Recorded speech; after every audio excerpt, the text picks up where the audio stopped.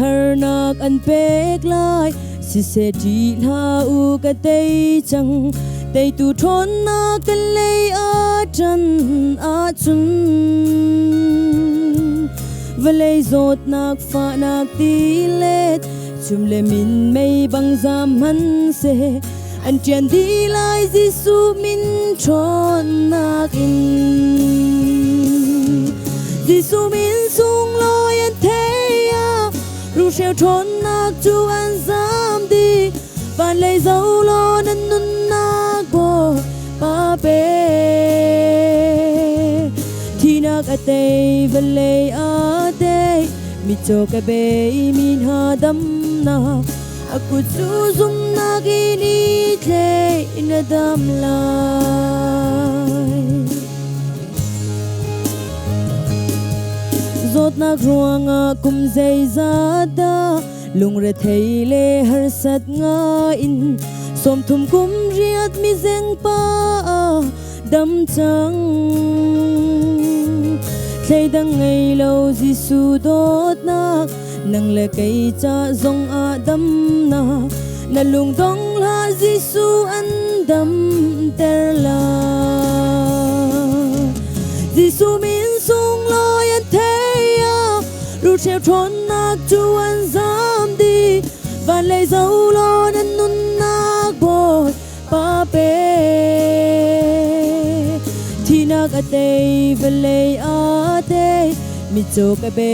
min ha dam na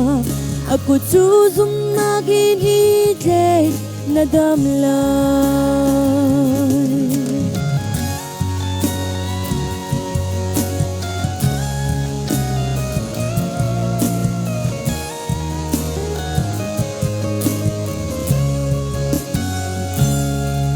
kum hlei ni chung thi a chuak mi Giêsu puan ki tong in adam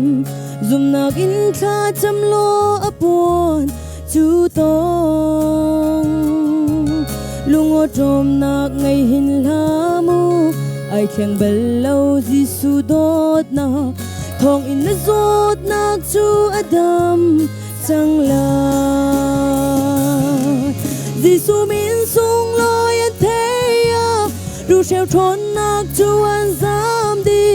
Vawlei dấu lo nan nun nak bo pa pe thi nak a tei Vawlei a tei mi cho ka be min ha dam na aku chu zum nak in hi tle na dam lai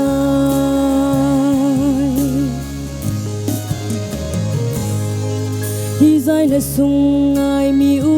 na Giêsu min in na zot na ka na kut in tong lo zum nak in tha cham na lung chin di lak in au lo David fa pa ka zang fa to aku thon nak thong in na dam chang la Giêsu min sung loi an thế ya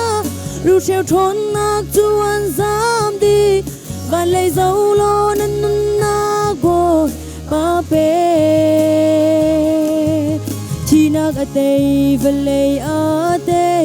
mi cho ka be min ha dam na aku chu zum nak in i tle na dam la aku chu zum nak in i tle na dam la